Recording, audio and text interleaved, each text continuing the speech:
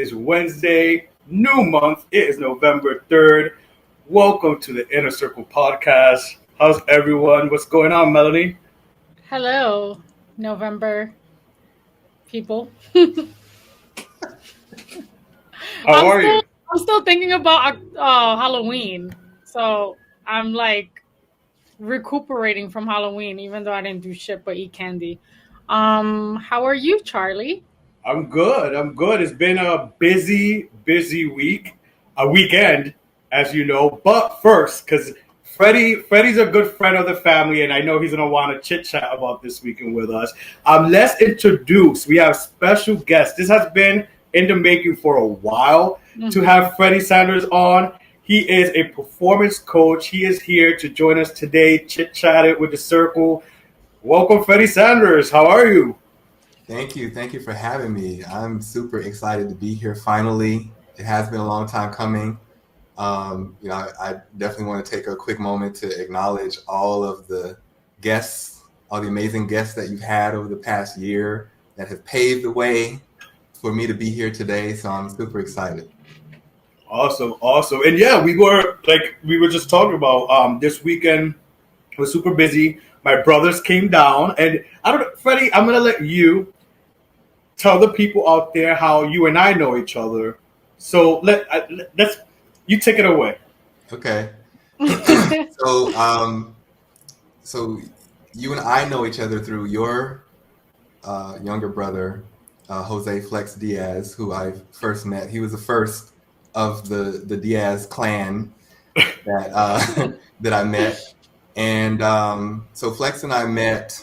I think back in 2014. We first started interacting on social media on Instagram, and at the time I had a this sort of fitness lifestyle brand called Muscle League, and I started interacting with him, and we started chatting and kind of chopping it up.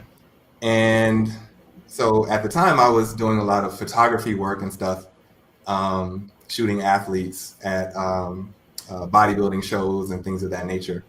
So there was this one bodybuilding show that I wanted to go to in I think it was in uh, somewhere in Pennsylvania or somewhere. I can't remember exactly where it was. I don't know which one you're talking about. Yeah, Continue. yeah, and so I hit Flex up, and I was like, "Hey, I'm going to this. I'm planning to go to this show. You want to go with me?" And he was like, "Okay, let's do it." And so he met me in New York, and we ended up taking I think we took a megabus out to wherever it was in Pennsylvania to this show, and we just like our friendship just grew from there. And then you know, I was living in New York at the time, and I took several trips up to Rhode Island to visit, to visit him, and that's where I met the rest of the brothers, Joey and Kiki and Brian and you, Charlie. And so I became an honorary Diaz at a certain point because I started coming all the time. So yeah, I love all you guys. Y'all are my family for sure. Yeah, Aw. yeah. They were here this past weekend. They came Friday. We did the whole Beetle House. It was Halloween weekend, and my dad, who you have met as well, he came down. It was his birthday Sunday, so we celebrated him Saturday. So that was pretty cool. It was a pretty jam-packed weekend. Melanie came over as well. I think you guys are pretty similar, where you guys are like you guys are honorary family. Yeah. So it's like it's pretty cool. And then It's like the mafia. Once you're in, you can't get out. there you go. Yeah. Yep. And then yesterday we had Melanie. If you want to let the people know what cool thing we did yesterday. Oh, of course. So we went to a book signing for Andy Cohen's latest book, Glitter Every Day, 365 quotes from women that he loves. Let me do it like the YouTube people do it.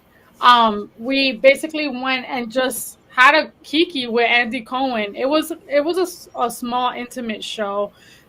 There's about 500 people, no big deal. And afterwards, he just answered questions regarding the book, like Bravo, all things Bravo, and he signed our books, and we all like got a chance to like ask him questions and talk to him.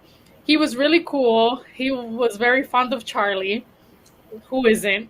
Freddie, we know that you know Andy Cohen personally, so I'm a little bit excited, but a little bit jealous.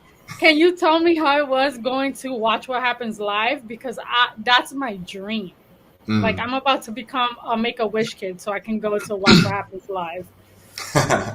Yeah, well, so Andy Cohen, sort of, I met Andy Cohen through through a circle of, because I used to, when I lived in New York, I used to co-promote parties like years ago, and so a couple of other promoter friends of mine, Sean Soto and John Cotton, they were promoting this new party, and that's where I first met Andy. I forget the name of the venue where the party was. It was like on 40th Street or something like that.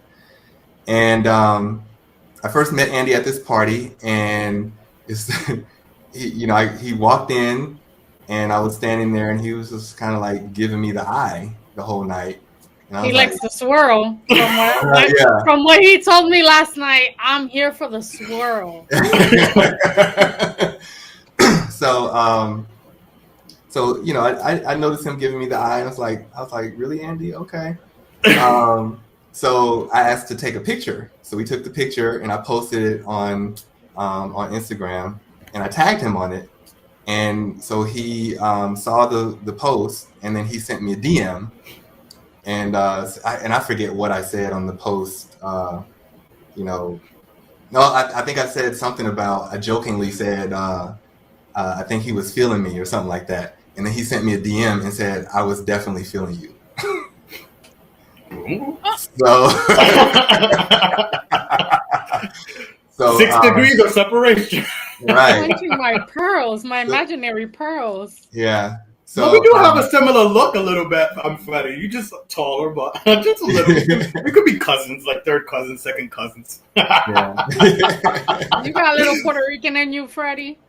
Actually, no, I don't.